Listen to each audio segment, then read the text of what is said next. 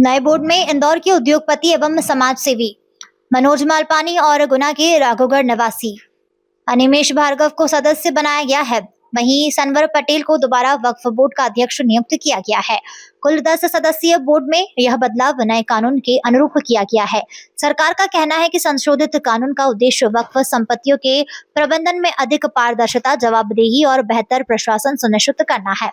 पहले वक्फ बोर्ड में केवल मुस्लिम समुदाय के सदस्यों की नियुक्ति होती थी, लेकिन अब नए प्रावधानों के तहत अन्य समुदाय के प्रतिनिधियों को भी शामिल किया जा सकता है। नवनियुक्त सदस्य मनोज मालपानी ने सरकार का आभार व्यक्त करते हुए कहा कि वे पूरी निष्ठा और पारदर्शिता के साथ कार्य करेंगे तथा वक्फ संपत्तियों का बेहतर उपयोग और प्रभावी प्रबंधन उनकी प्राथमिकता रहेगी। वक्फ बोर्ड संशोधन अधिनियम 2025 के तहत जो बोर्ड का गठन हुआ है, उसके अंदर मध्य प्रदेश भारत का पहला राज्य बन चुका है जहां पर गैर सामुदायिक 2 लोगों को इस वक्फ बोर्ड में सदस्य बनाया गया है।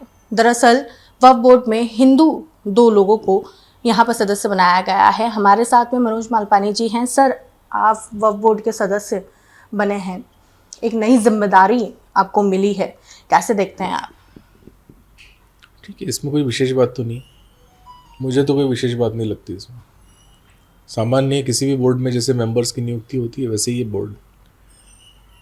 लेकिन सर, जो वक्फ बोर्ड है वो मुस्लिम समुदायों का होता है, उसमें अगर हिंदू समुदाय के लोगों को अगर शामिल किया गया है तो इसका क्या कारण रहा होगा, क्या एक सोच होगी पीछे?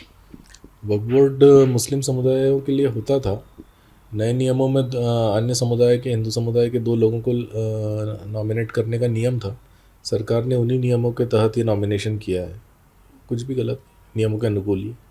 अब सर, आपको भी जिम्मेदारी मिली है तो आप किस तरीके से जिम्मेदारी का निर्वहन करेंगे, क्योंकि एक अलग समुदाय और अलग समुदाय के साथ में एक नई विचारधारा भी उनके बीच में रहती है। उस समुदाय के लोगों के लिए किस तरीके से कार्य करना है, आप किस तरीके से कार्य करेंगे, क्या नई सोच लेके जाएंगे? इसी देश के समुदाय हैं और इसी देश की विचारधारा है, कोई कहीं के अलग नहीं है। सभी लोग यहीं के हैं और विचारधाराओं से भी सब लोग परिचित हैं। कोई विचारधारा गलत नहीं है, राष्ट्रवादी विचारधारा है। और रही बात काम करने की, तो अभी देखते हैं क्या चुनौतियां हैं। मूल रूप से तो मुझे लगता है कि जितने विवाद हैं वक्फ संपत्तियों के, वो समय सीमा में निपटाए जाना चाहिए। इनकी आय बढ़ाने के काम की तरफ प्रयास किए जाना चाहिए और संपत्तियों की जियो टैगिंग होना चाहिए।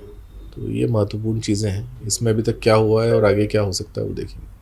सर, क्या लगता है कि जिस तरीके से मध्य प्रदेश में ये पहल की गई है, तो ये क्या दूसरे राज्यों में भी इस प्रकार का जो मॉडल है उसको लेकर जाना चाहिए ताकि और जगह पर भी इस तरीके की जो प्रॉब्लम होती है उसे हल किया जा सके? अन्य राज्य भी इसका अनुसरण कर सकते हैं। सर, संपत्ति को लेकर काफ़ी, इसमें आप जैसा कि आपने भी कहा कि संपत्तियों को लेकर काफ़ी विवाद होता है, उसके लिए जो पारदर्शिता होना चाहिए उसके लिए कुछ एक आपने, क्योंकि अब आप सदस्य बन चुके हैं, तो आपने एक फॉर्मूला सोचा कि हाँ, मैं इस पारदर्शिता को कैसे कायम रखूंगा, कैसे निष्पक्ष तरीके से जो है सारी चीज़ों का निर्णय होना चाहिए?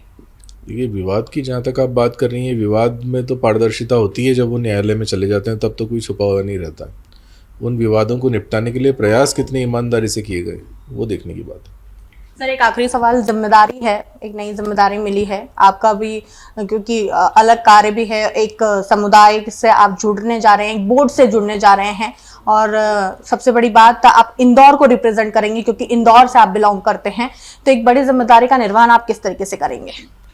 मैंने आपसे कहा था समुदाय भी यहीं का है, विचार भी यहीं का है और ये रिप्रेजेंटेशन सिर्फ इंदौर का नहीं, पूरे प्रदेश का है। तो पूरे प्रदेश में जितनी समस्याएं, जिन बिंदुओं पे मैंने आपसे बात की कि संपत्तियों की जियो टैगिंग है, वक्फ विवादों का समय सीमा में निराकरण है, उस सब पे पूरे प्रदेश की संपत्तियों पे काम करेंगे। ये थे हमारे साथ वक्फ बोर्ड के सदस्य मनोज मालपानी जी, जिन्होंने कहा कि जो नई जिम्मेदारियां मिली है उसका मैं पूरी तरीके से निर्वहन करूंगा और पूरी कोशिश रहेगी कि हर निर्णय पारदर्शिता के साथ हो। कैमरा पर्सन टोनी के साथ खुशबू यादव, सूरज टीवी, इंदौर।